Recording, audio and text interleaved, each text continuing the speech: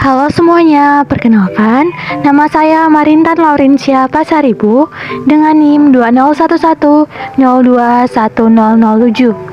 Saya dari program studi Teknologi Pendidikan semester 3 Universitas Pendidikan Ganesha. Pada video kali ini, kita akan membahas mengenai model pembelajaran kooperatif. Yang pertama, konsep model pembelajaran kooperatif.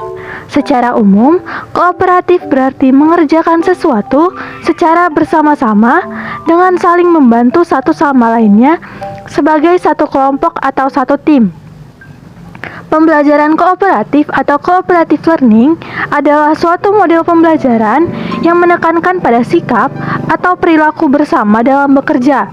Dengan kata lain, pembelajaran ini menggunakan sistem pengelompokan atau tim kecil dengan jumlah peserta didik 2-5 anak yang bertujuan untuk saling memotivasi antar anggotanya untuk saling membantu agar tujuan dapat tercapai secara maksimal. Yang berikutnya, pengertian model pembelajaran kooperatif. Menurut Byrne dan Erikson, cooperative learning merupakan strategi pembelajaran yang mengorganisir pembelajaran dengan menggunakan kelompok belajar kecil di mana siswa bekerja sama untuk mencapai tujuan belajar. Menurut Rianto, mengatakan di dalam kelas kooperatif, siswa belajar bersama dalam kelompok-kelompok kecil yang terdiri dari 4-6 orang siswa yang sederajat tetapi heterogen, kemampuan, jenis kelamin, suku atau ras, dan satu sama lain saling membantu. Yang berikutnya, prinsip-prinsip model pembelajaran kooperatif.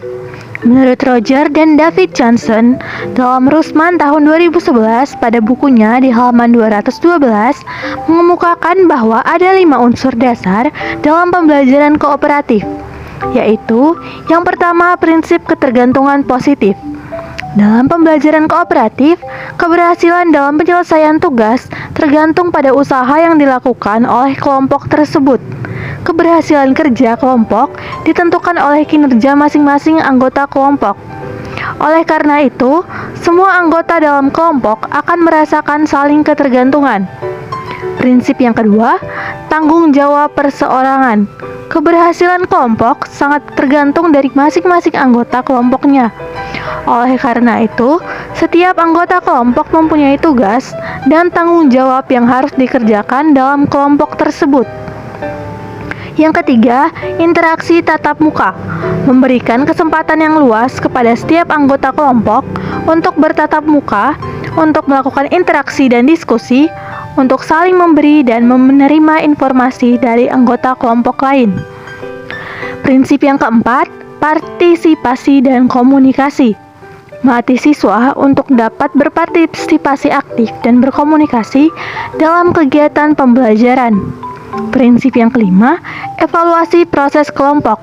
Menjadwalkan waktu khusus bagi kelompok untuk mengevaluasi proses kerja kelompok dan hasil kerjasama mereka agar selanjutnya bisa bekerja sama dengan lebih efektif. Yang berikutnya yaitu tipe-tipe model pembelajaran kooperatif. Yang pertama ada Student Team Achievement Division atau STAD. Guru yang menggunakan STAD juga mengacu pada belajar kelompok siswa dan menyajikan informasi akademik baru kepada siswa menggunakan presentasi verbal atau teks. Yang kedua, Group Investigation. Suatu model pembelajaran yang lebih menekankan pada pilihan dan kontrol siswa daripada menerapkan teknik-teknik pengajaran di luar kelas. Yang ketiga, tipe struktural. Pendekatan ini memberi pendekatan pada penggunaan struktur tertentu yang dirancang untuk mempengaruhi pola interaksi siswa. Tipe model pembelajaran kooperatif yang keempat yaitu tipe jigsaw. Kelompok terdiri atas siswa-siswa yang heterogen dan mampu bekerja, serta bertanggung jawab atas ketuntasan bagian materi pelajaran yang harus dipelajari. Yang kelima ada Teams Games Tournament atau TGT. Tipe yang melibatkan aktivitas seluruh siswa tanpa harus ada perbedaan status, melibatkan peran siswa sebagai tutor sebaya, dan mengandung unsur permainan dan reinforcement. Yang keenam ada to stay, to stray. Memberi kesempatan kepada peserta didik untuk membagikan hasil informasi dengan kelompok lain dari pengalaman yang telah diperoleh. Sintaks model pembelajaran kooperatif. Fase pertama ada menyampaikan tujuan dan mempersiapkan siswa. Dengan kegiatan menjelaskan tujuan pembelajaran dan mempersiapkan siswa siap belajar. Fase kedua, menyajikan informasi. Kegiatannya yaitu mempresentasikan informasi kepada siswa secara verbal. Fase ketiga ada mengorganisir siswa ke dalam tim-tim belajar. Dengan kegiatan memberikan penjelasan kepada siswa tentang tata cara pembentukan tim belajar dan membantu kelompok melakukan transisi yang efisien. Yang keempat, membantu kerja tim dan belajar. Dengan kegiatan membantu tim-tim belajar selama siswa mengerjakan tugasnya. Fase yang kelima yaitu fase evaluasi. Dengan kegiatan menguji pengetahuan siswa mengenai berbagai materi pembelajaran atau kelompok-kelompok yang mempresentasikan hasil kerjanya.